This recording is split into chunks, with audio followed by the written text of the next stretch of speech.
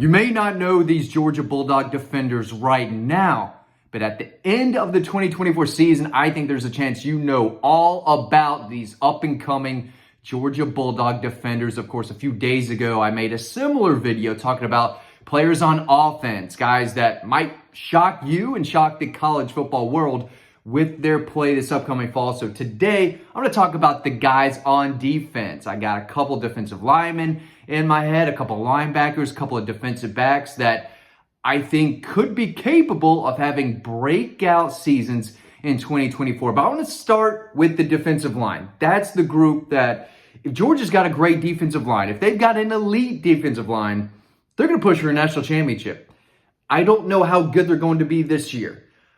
They don't have a Jordan Davis just yet, type Devonta Wyatt, right? Jalen Carter. I don't know if they have a game-changing type of defensive lineman. But Christian Miller is a guy who has consistently played better and better throughout his career. He was in the 22 class. This is year 3 for the Cedar Grove standout. One of the best interviews, one of the best guys I covered in high school. I know how good he is. I think he could be bound for a very solid 2024 season. He's got a couple years under his belt, right? I know everyone's excited about Jamal Jarrett, Jordan Hall, two guys who will be in their second year. But Christian Miller's trying to hold those guys off, and I think he's going to do that, at least for the first part of the season. He played in 13 games last year, made 14 tackles, made a couple plays in the backfield. He flashed, and I think he's going to flash more and more next year. But he's a player that is quick off the line, can deliver a hit. He fires off the ball, finds his way into the backfield, but does his job.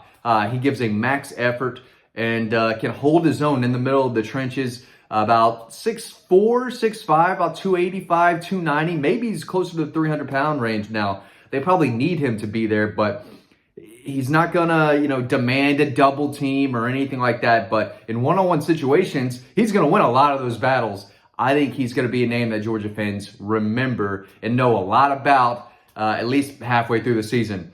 Another guy that I'm still waiting to emerge, and I'm sure you are too, is Tyrion Dawkins, a guy who's battled through some injuries, has made a bonehead mistake or two while he's been on the field in the last couple years, but he played in 8 games last year, still battling through injuries. He had 8 tackles on the season. I think he forced a fumble against Florida this past year, fell on one against Tennessee in the rain in 2021. But he was a 5-star prospect, #1 player in South Carolina for a reason. The staff likes him. And this, I think, should be year 4. I think he was in that 2021 class. I could be wrong. Could have been 22. The years kind of, they all are the same now looking back on them. Not really, but Tyrion Dawkins is a guy who has a lot of potential still. And if the light switch turns on, right? He's already developed his body. He came into Georgia overweight, if I believed, and has done a really good job of slimming down and transforming his body in a way where he can play more snaps. So he's not just a first down kind of run-stopping guy, then he has to get off the field. Ideally, with his talent and his body shape now and his motor, if he could stay healthy, should be able to stay on the field a little bit more and more. But he's another guy, one of the more experienced veteran defensive linemen in this group. And if it all comes together and if he can stay healthy and, fend off some of these young defensive linemen, I think he's a guy who could play a lot more and make a lot more plays in 2024. Let's talk about the linebackers.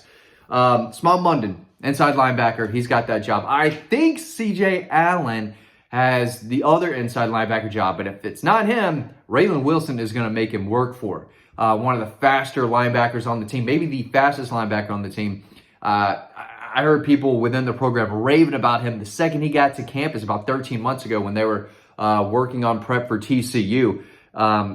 Kid from Tallahassee, 5-star, one of the top linebacker prospects across the country out of high school, can run, can hit. He's got good instincts. He can cover, knows what he's doing. He's got some leadership. I think eventually he'll have to kind of speak up a little bit more, but he's a young kid. He was one of the younger kids in that class, but he can play. There's a lot to like about his game. He can go sideline to sideline. He can run down the ball carrier trying to get to the perimeter, but he can shoot those gaps too in between the trenches. He can get after the quarterback. I think Georgia fans are going to see a lot of him in 2023. Now, he may not start, even though he was SEC All-Freshman Team Selection last year, played in 12 games, started at one game. Of course, that was against Florida State in the Orange Bowl. So he's got experience now, and I think he's a guy that the staff, they love his potential. They love his ceiling. And if he can even scratch the surface of his potential, he's going to be a really good player, and he's going to play a lot in 2024. Another linebacker, outside linebacker, Damon Wilson. I'm sure y'all are tired of hearing me talk about this kid. But he's the real deal, and I think he could be one of Georgia's best pass rushers this past season. Played in 12 games last year as a reserve at outside linebacker. Made 4 tackles on the season. True freshman. That's fine. I think he's going to see more of the field. But he's a guy, he's going to have to fight off playing time from Chaz Chambliss, Gabe Harris, Sam Mpemba, Chris Jones, an incoming freshman. But I think the staff thinks the world of him. Another 5-star that they signed. He's a really good player. He's got some bend. He's got size. He's explosive off the snap and consistently finds his way into the backfield. But he's athletic, and he can dip under those offensive tackles and attack the quarterback. So I think you're going to see a lot of him on third down. He's going to make a lot of plays and might push for the team lead in sacks. I know Michael Williams might be playing that position too. It's kind of a bigger outside linebacker, 275-ish, 270 maybe. He's going to get after the quarterback too. But Damon Wilson, I think, could be a big name across not only Athens and Georgia country, but across the SEC and possibly across the country. I think he's got the talent to do so. I think this is a big next 6 months for him entering this sophomore season, but I think there's a chance he has a really, really good season. In the secondary, Janelle Aguero, got to put him in there. Hard-hitting, intimidating safety. They loved him out of high school. Will Muschamp was a big deal landing him. We saw glimpses of him last year. He played in 12 games at DB, credited with 7 tackles, but someone's got to replace Javon Bullard. Someone's got to replace Tyke Smith in the secondary. Janelle Aguero, got a lot of people are excited about, a lot of people are optimistic about. I don't know how well he can cover. I think he can cover well, but he is a hard-hitting, run-stopping safety who closes well, covers a lot of ground in the back end. Hard to say what his ball skills are like right now because we just haven't seen him a ton in coverage and make plays on the football.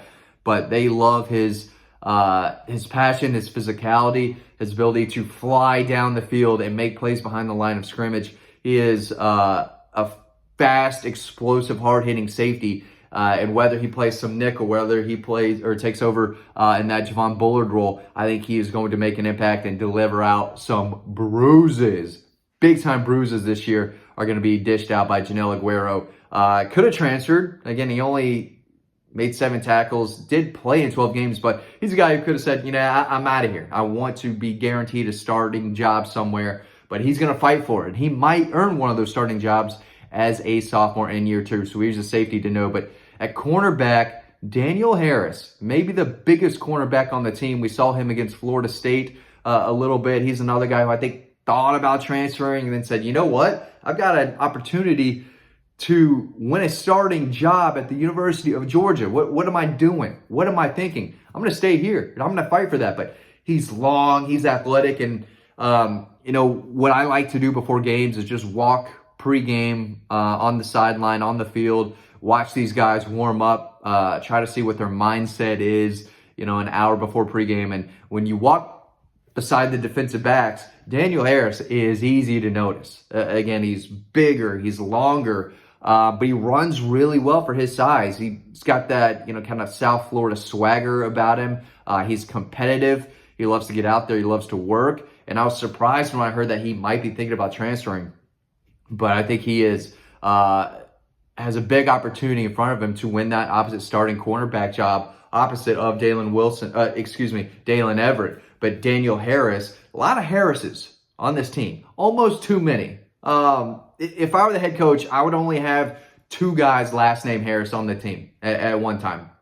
More than 2 is too many because I'm getting confused, and I cover all these guys. A lot of Harrises. But Daniel Harris is a big, promising cornerback that I think is going to win the job over Julian Humphrey. I think it's up to those 2 guys. Both thought about transferring. Both came back because both of them No, they've got a special opportunity in front of them to win a starting cornerback job for the University of Georgia. Daniel Harris, though, right now is, I think, the guy who is in the best position to win that job. You can read more about these guys and everyone else over on Dawg Post. You can sign up by clicking on our free newsletter. That link is down below. It's free to sign up, free to read a lot of the stories we have on the website. Hope you enjoyed this video. Hope to see you on Dawg Post.